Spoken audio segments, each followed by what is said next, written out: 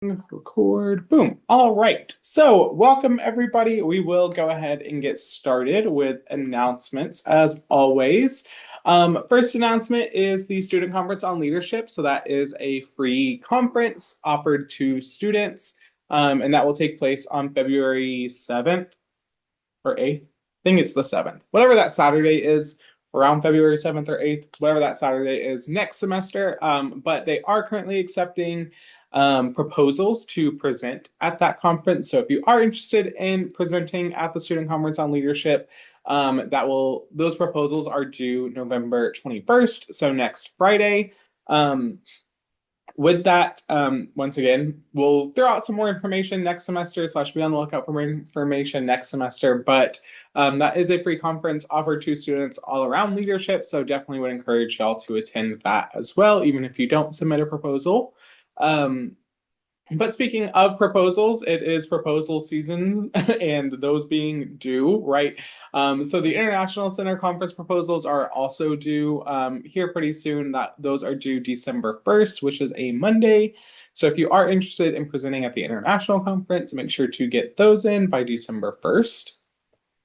Just as a reminder, you will not be holding your regularly scheduled sessions during finals week.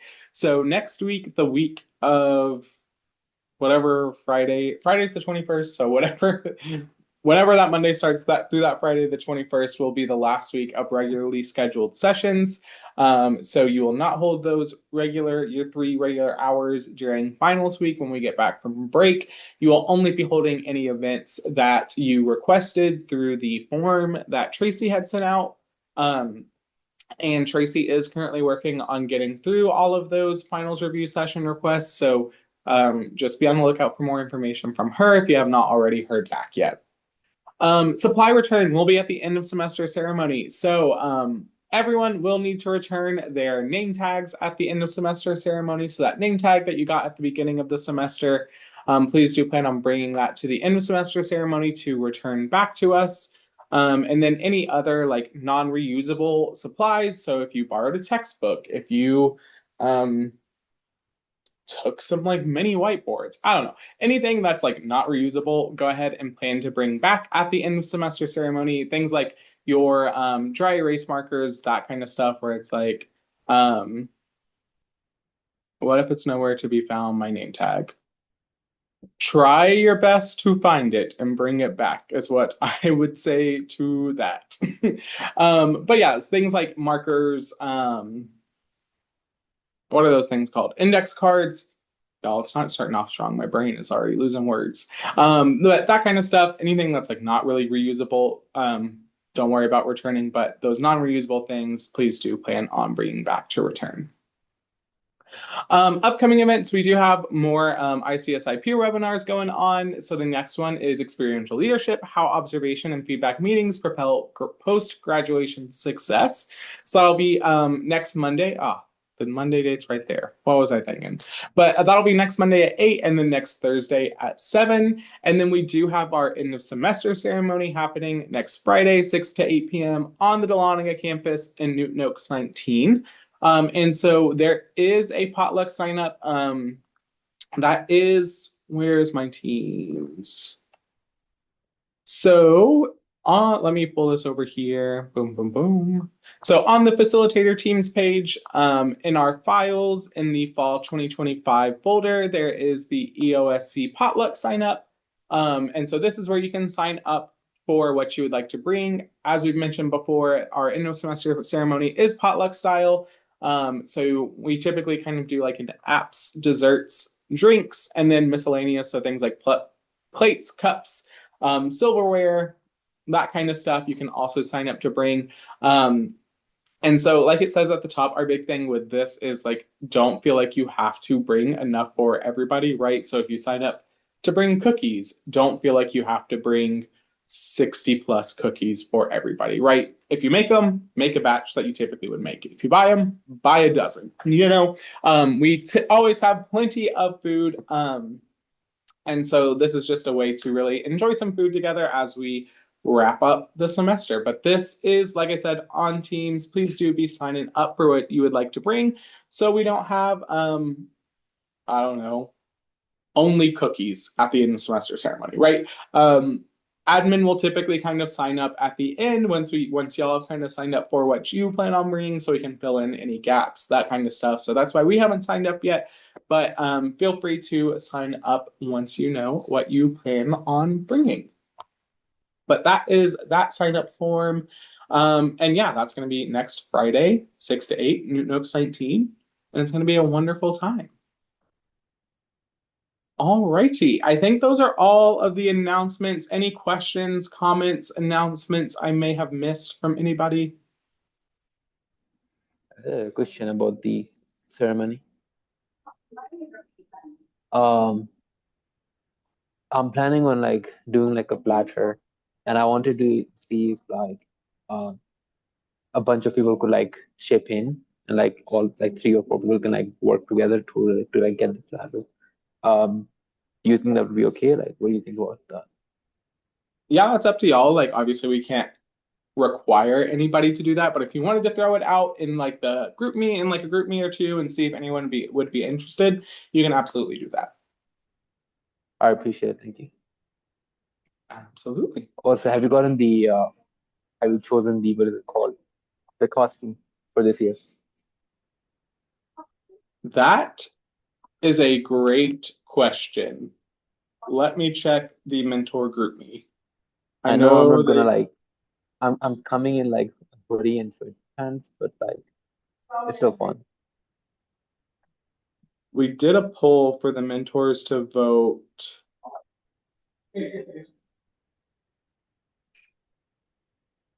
In classic, it was a tie. So I will make sure that that theme gets sent out in some capacity, you know, group me. But yeah, we typically do some sort of theme once we'll send that out once we can, right? But we always love for y'all to dress up, but that's never a like requirement. I appreciate it. Absolutely.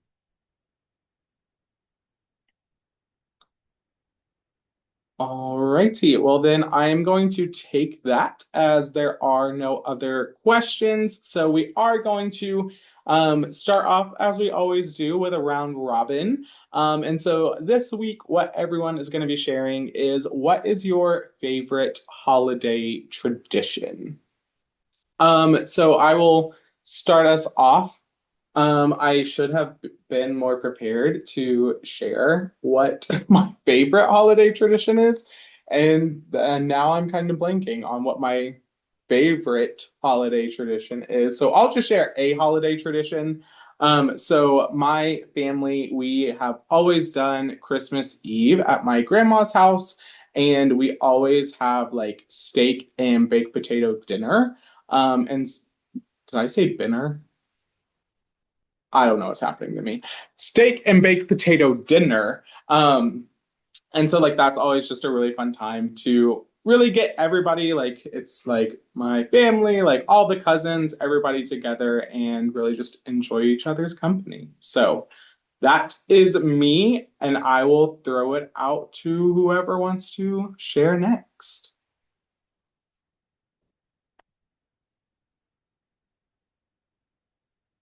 I'll go. So, um, one like tradition that I like in my home is that we don't make like a stereotypical like Thanksgiving meal or Christmas meal or Easter meal. Like, for instance, for Thanksgiving, like you have a really like stereotypical idea of what that is. But we just kind of, I come from a multicultural house, so we kind of mix and match things that my parents like from their culture, and we just kind of make those holiday dinners like special because some traditional meals take a lot of preparation. So, like, we don't have turkey for Thanksgiving. Regardless, we don't really like turkey very much, but we have lamb. And then we'll have mushroom spread and like things like that that aren't very traditional. It just happens that we don't really like stereotypical Thanksgiving meals, but like it's really good. And I like that. Super good. And I guess I'll pass it on to Gabby. Yeah, well, so Christmas is really big in my family. We're Polish, so we go all out for Christmas. And I'm very excited for Christmas dinner. It's my favorite thing. It's gonna sound gross. We eat fried catfish and borscht, it's borscht essentially. Um, but I think my favorite tradition that we usually do is we have like these I don't know how to describe them. They're like crackers. We call them opłatki. And you go around and somebody breaks off a little piece of your cracker and then like wishes you the best wishes for like going into the new year. And I like doing that with my family every year.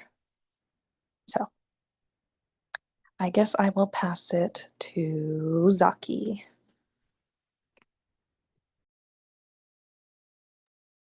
Hey guys, so my favorite tradition is something that's in my religion.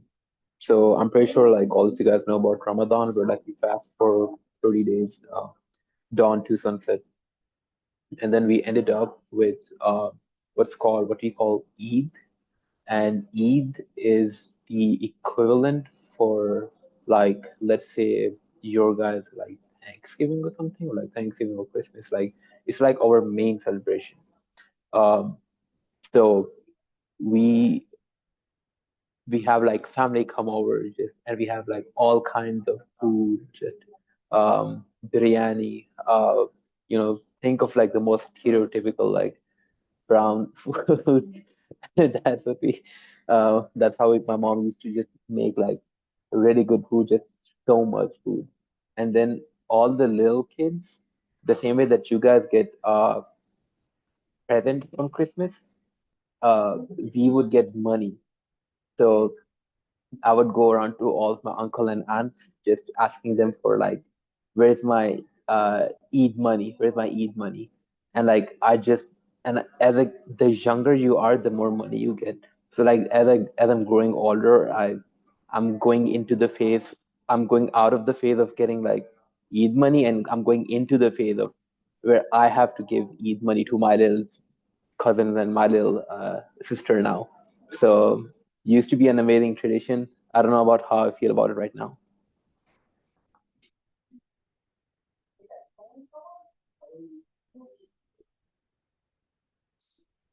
Hey, Maggie.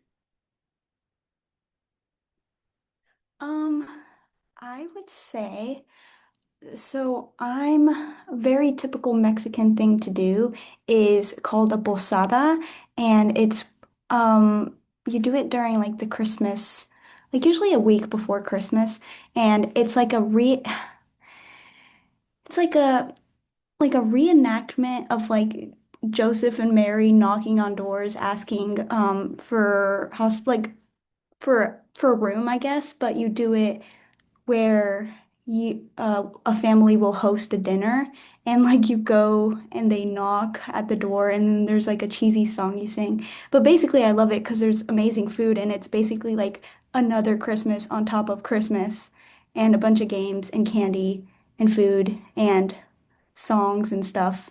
So I just like it because it like adds another day of Christmas or a couple days depending on how many people are doing it. But yeah, it's called posadas, which it's like asking for a room. Yeah, I don't know. It's kind of weird, but it's fun. That's my favorite thing. I love that. Thank you all for sharing. I think it's really interesting how like food really can be that thing that like brings people together. I don't know, that's just something that I always find like so interesting, and that like it's like, all right, like what are we gonna do? Like how are we gonna get together? And it's like, let's eat. Let's eat a meal. Let's eat a meal and just talk.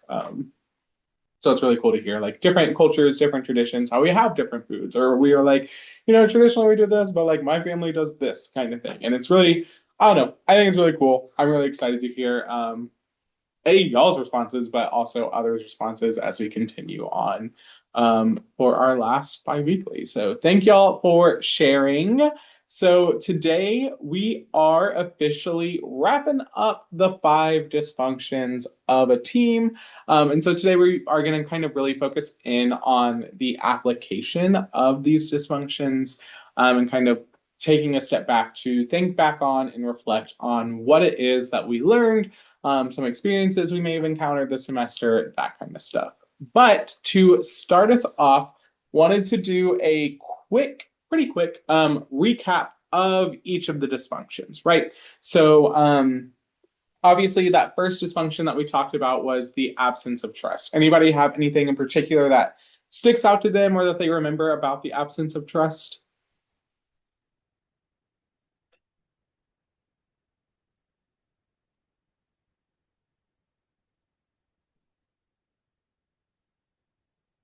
I mean, I feel like it's a kind of foundational issue that leads to everything else almost. Because if you don't trust the person that's leading you or you don't trust your partners, you might really have trouble navigating the rest of those dysfunctions because it kind of is like the gateway dysfunction, I feel like. Um and I feel like it's kind of a common one in a way. Like why would you want to put your effort and energy into someone, like what reasons you have to trust them? I feel like that's kind of common. Absolutely. Yeah, that's why Lencioni kind of does like this pyramid model, right? An absence of trust is at the foundation of that pyramid, right? When we're talking an absence of trust, we're talking an absence of vulnerability-based trust. So that trust that, like, you know, the people you're working with, the people that you're around, those people on your team have good intentions and they aren't going to be using things against you, that kind of trust.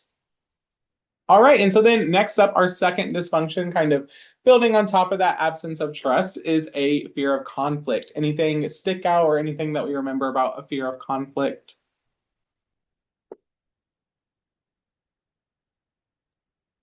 I love the one point. I think we had like breakout rooms, and I think I was with Gabby, and one of the points that we both came up with was that the more you, the less you trust someone about like how they're gonna react. The oh my god, what was it? The less likely you are to trust someone, the less likely you are to go into conflict with them. So it's kind of like they correlate to each other. So if there is absence of trust, there will be fear of conflict. Absolutely, right? And when we're talking about conflict, we're talking about that ideological conflict. So not necessarily those like personal attacks of like, you're stupid, you're dumb, I don't like you, but kind of keeping it focused on what is the actual issue. Sorry, I just realized I'm like at a weird angle. But like, what is the actual issue and keeping it focused on those things and not on the person, but rather the content, not the person. And absolutely, that absence of trust definitely leads into that, like fearing to be able to talk about the issues and bring up maybe opposing viewpoints, that kind of stuff. All right, so that leads us into our third dysfunction, which is a lack of commitment. Anything that we remember sticks out from that? Sometimes because there's fear of conflict, there isn't any healthy debate, and that can lead to a lack of commitment where nothing can get done because there's no decisions being made. Um, so commitment is very, very important to get anything done. Absolutely, right? When we're talking lack of commitment, we're talking that for commitment, we need that clarity and buy-in, right? And if we aren't bringing up our concerns, bringing up our kind of opposing views and having that productive ideological conflict, then we aren't getting that buy-in, right? And then we also need that clarity piece, right? Because how am I going to know what I'm committing to if it's not clear what I'm committing to, right?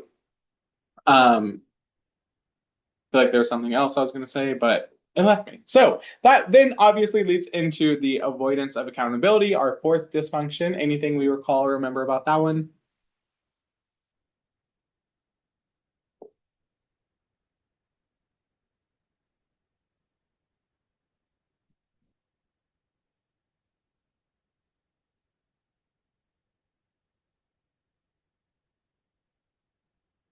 Alrighty. Well, like I was saying, especially when it comes to that lack of commitment, right? If it's not clear and nobody's bought in, then if people aren't bought in, they're going to be holding each other accountable. And if you aren't clear on like what those expectations are, you can't hold people accountable because you don't know what you're holding them accountable to, right? And another big thing that we're talking when we're talking that avoidance of accountability is that peer-to-peer accountability and not just kind of like leader follower, person in charge follower accountability that we kind of, as a society, as a people, typically kind of expect or kind of maybe even want, right? Not to say that there shouldn't be that like top-down accountability, but to be a like true like high functioning team, you need that high levels of peer-to-peer accountability. And so then last time we talked about our fifth dysfunction, the final dysfunction, which is the inattention to results. Anybody remember anything particular or like anything that stuck out to them about the inattention to results?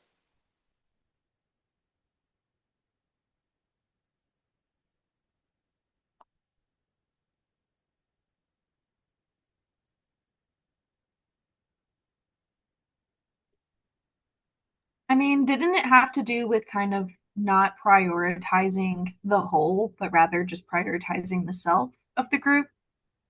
Like I feel like when I think of it, it ends up just causing like a lack of unity between the team. Like not everyone is directed in the same direction.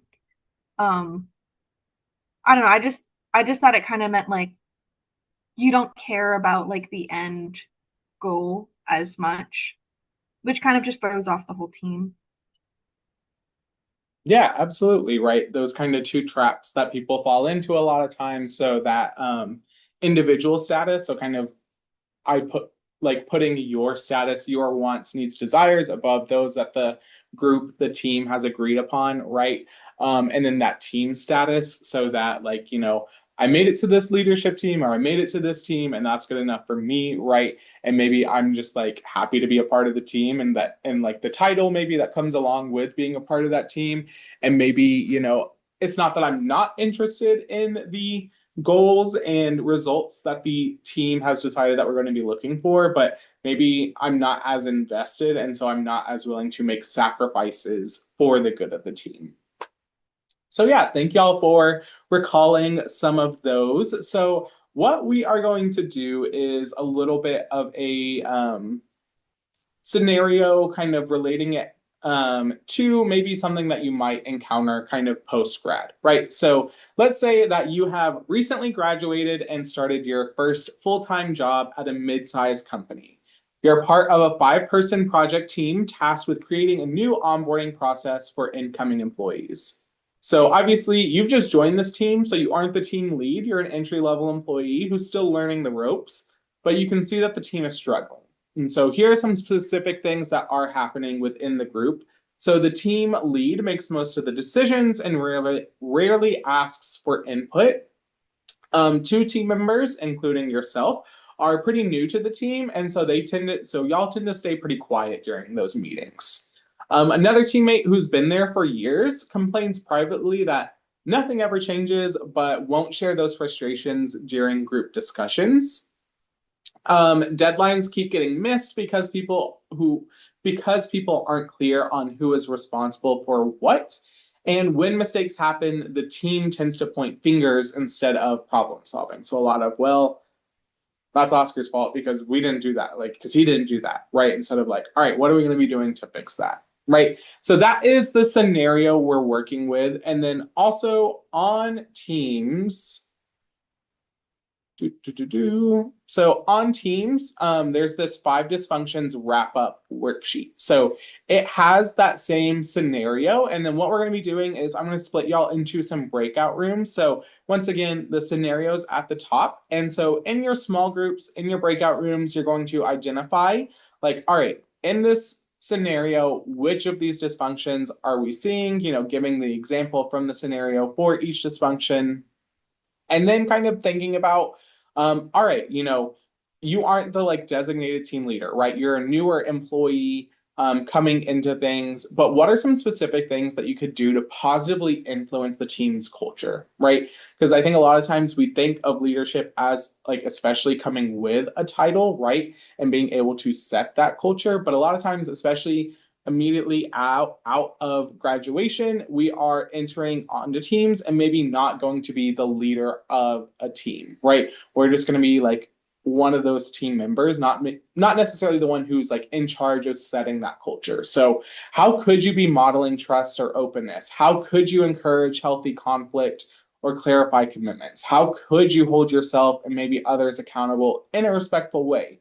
And there's some example phrases to kind of get you started on some paths of like, all right, what are those actionable things I could be doing as a member of this team?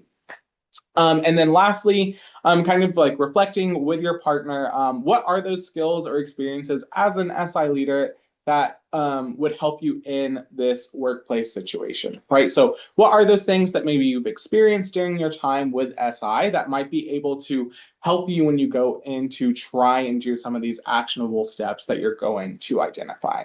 So once again, this is on Teams, but go ahead and take a screenshot. I'm also going to see if I can share it in the chat.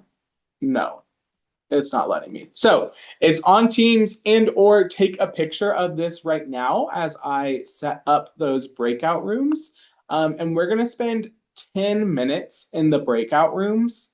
So yeah, let me get those ready to go.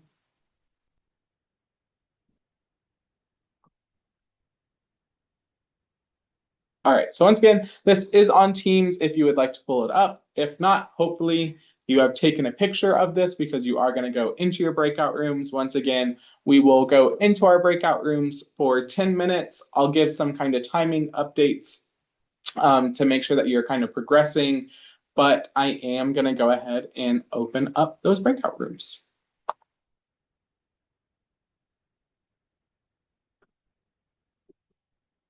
And I will set a timer.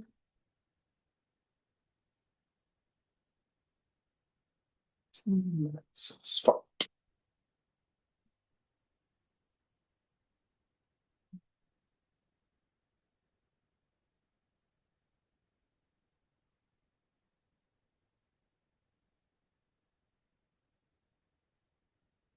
All right, now we'll start.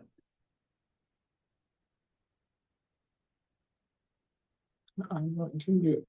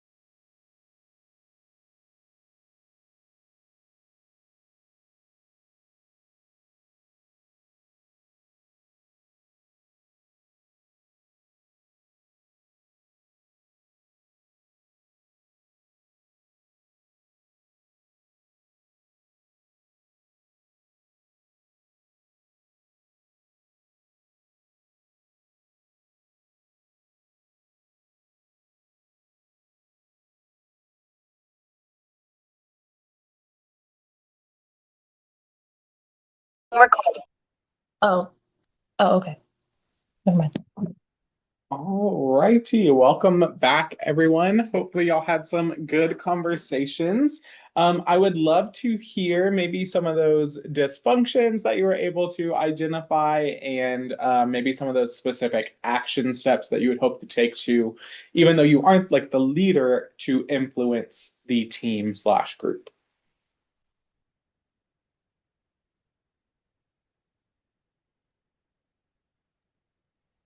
So I think like when me and Zaki were talking, we saw most of the dysfunctions here, like on that third bullet point down. I believe that was like we identified that as fear of conflict. Lack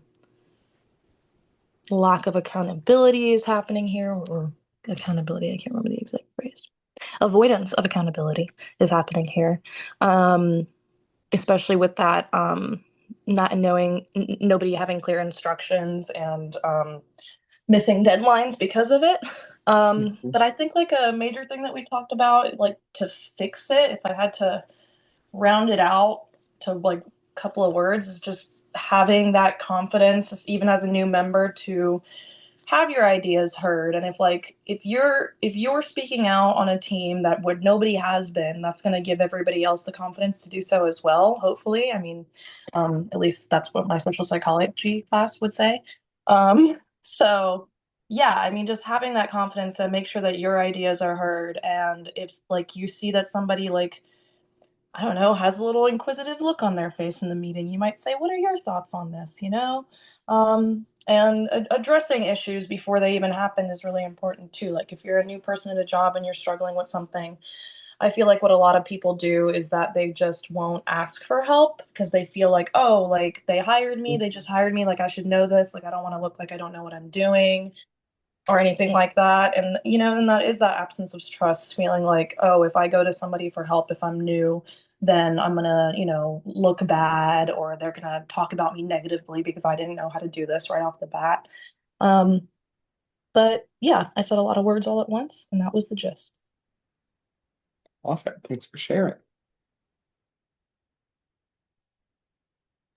One of the dysfunctions that I thought that was visible was particularly that second bullet point about the team, like not the second one, I mean the third one about the teammate not bringing up her concerns for the team. I felt like that might have just been coming from a fear of conflict, or maybe like just a fear of conflict of like not wanting to get in trouble. And I don't know whether that teammate is justified or not, but I feel like regardless, if she brought up her concerns in a respectful and professional way, they would be able to be cleared up. And I mean, whether they are valid or not, like that would be able to be managed. And I think it could be handled maturely. So, I mean, like, yeah, I thought that I was able to see that dysfunction there. Maybe personally, like you could model that by not like I'm not saying like a new person working in a workplace should be complaining, but like maybe just mentioning to their like boss or maybe their admin, like, hey, like I'm noticing this. Do you think that there could be a way for you to clear this up for me? Just present things in a professional and clear way. Yeah, I also like in that, and then kind of hearing, you know, it's not like directly stating like stated this way, like, or at least is where my mind jumps to, of like maybe even like encouraging that team member to speak up in those meetings of like, hey, like, you know, we're having this like one-on-one conversation, you're complaining, like, but like, hey, like I would encourage you to bring that up next time we meet. Like, because yeah, it does get frustrating if nothing is changing, right? But we got to bring those things up. And so like encouraging as well. But yeah, I also think it's good, like y'all were saying at the beginning of the meeting, right? Kind of starting with that absence of trust and how like these dysfunctions really do kind of interweave and kind of build on top of each other, but really kind of focusing in on building up that trust as well. So to well, there we go. To kind of close this out, we wanted to go back to this is like the second slide, I think, of the semester of the PowerPoint that we've been using, but wanted to go back to our why, right? So at the beginning of the semester, we talked about NACE and like these career competencies that employers are looking for, right? So career and self-development, communication, critical thinking, equity and inclusion, leadership, professionalism, teamwork, and technology, right? So these are the things that employers have identified that they are looking for, right? And so we wanted to kind of close out, right? We just applied what we've been learning about the 5 dysfunctions to a specific scenario. And so we wanted to kind of close out the semester with looking back at these NACE competencies and giving you all some time to just kind of reflect on, like, all right, these are what employers are typically going to be looking for from college graduates, right? So taking some time to reflect on your experiences this semester or however long you've been with SI and kind of thinking of specific instances of maybe where you have identified some level of competency or done something that has like helped you develop in each one of these things, right? So we're going to take about 5-ish minutes, 3 to 5 minutes to just kind of, like I said, sit here, think, and reflect on like what are those specific experiences that like I can reflect on and acknowledge like this is how I've grown in these areas, right? Because it's one thing for right and employers to be like, we're looking for equity and inclusion, and you to be like, yes, I got that through my job in SI, right? As opposed to like, and then ending it there, right? As opposed to like, yes, I got that through my job in SI. Here's a specific example of how I was able to develop in my equity and inclusion right through this experience, right? So that's kind of the idea, thought process is kind of thinking of those specific examples that you might be able to talk about or bring up in an interview type situation. So like I said, we'll take like 3 to 5-ish minutes to just reflect and think of some of those specific examples, ideally through SI, but also don't be afraid to think more broadly and just think kind of more generally, like what are some of those specific examples in which you've been able to develop in each of these competencies. So I'm going to stop talking now, and like I said, 3-4-ish minutes to reflect.